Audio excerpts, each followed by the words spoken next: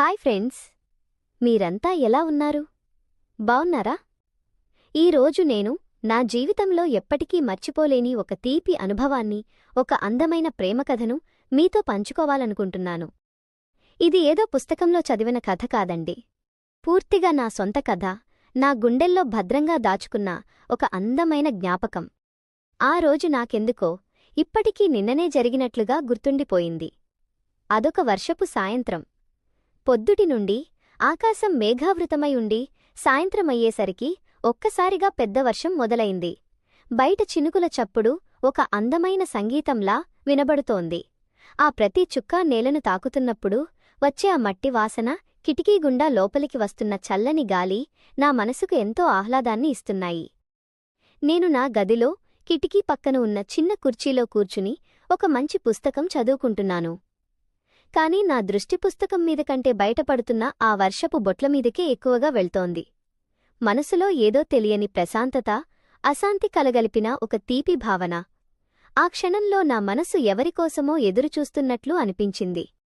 సరిగ్గా అదే సమయానికి మా ఇంటికి నా ప్రాణస్నేహితుడు, నా ప్రాణంగా భావించే నా భర్త కార్తీక్ వచ్చాడు. తను ఆ వర్షంలో పూర్తిగా తడిసిపోయి లోపలికి రావడం చూసి నేను తలుపు తీశాను. డోర్ తీయగానే తడిసిన జుట్టునుంచి నీటి బొట్లు కిందకి పడుతుండగా కార్తీక్ నిలబడి ఉన్నాడు. తన కళ్లల్లో ఏదో వింతైన మెరుపు, పెదవులపై ఒక రకమైన చిలిపి, ప్రేమాస్పదమైన చిరునవ్వు కనిపించాయి. ఏంటి కార్తీక్, ఇలా వర్షంలో తడిసివచ్చావ్? గొడుగు తీసుకెళ్లలేదా అని నేను కొంచెం కోపంగా, అంతకంటే ఎక్కువ ప్రేమగా అడిగాను. కార్తీక్ ఏమీ మాట్లాడకుండా కేవలం నా కళ్లల్లోకి చూస్తూ నవ్వాడు.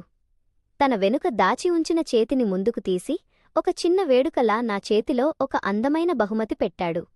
ఆ కానుక రంగుల కాగితంతో ప్యాక్ చేసి ఉంది. ఇది ఏమిటి కార్తీక్ అని నేను ఆశ్చర్యంతో, ఆతృతతో అడిగాను.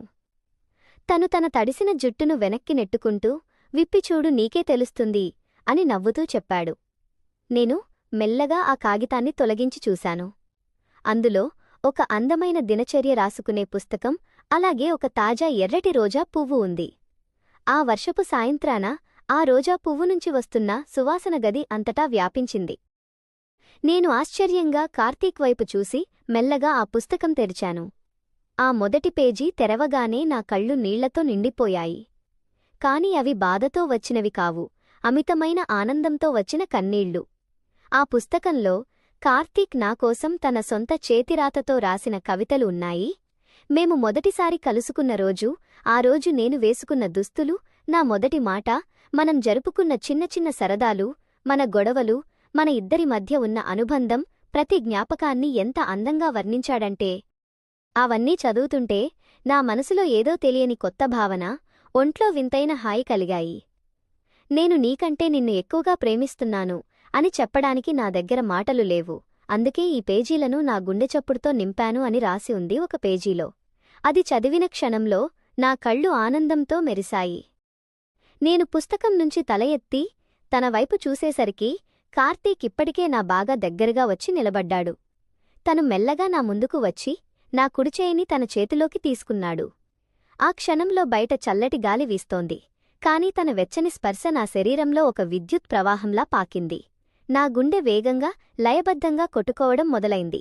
ఎంతగా అంటే ఆ నిశ్శబ్దంలో నా గుండె చప్పుడు తనకి వినబడిపోతుందేమో అనిపించింది. ఆ సమయానికి ఇంట్లో విద్యుత్ సరఫరా ఆగిపోయింది.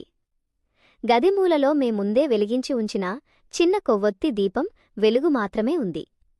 బయట కురుస్తున్న వర్షం చప్పుడు, గదిలో వెలుగుతున్న ఆ చిన్న దీపం వెలుగు, మన ఇద్దరి మధ్య ఉన్న ఆ గాఢమైన నిశ్శబ్ద వాతావరణం అంతా ఒక కలలా, ఒక అందమైన ప్రేమకావ్యంలో సన్నివేశంలా అనిపించింది. కార్తీక్ నా కళ్లల్లోకి ఏకాగ్రతతో, అమితమైన ప్రేమతో చూశాడు. తను మెల్లగా నా ముఖాన్ని తన రెండు చేతుల్లోకి తీసుకుని నా నుదుటిపై మృదువుగా, సుదీర్ఘంగా ముద్దు పెట్టాడు. ఆ క్షణంలో నా ప్రపంచమంతా ఆగిపోయినట్లు అనిపించింది. సమయం, కాలం, బయటి ప్రపంచం ఏదీ గుర్తులేదు. కేవలం నేను, కార్తీక్, మా ప్రేమ మాత్రమే మిగిలాము.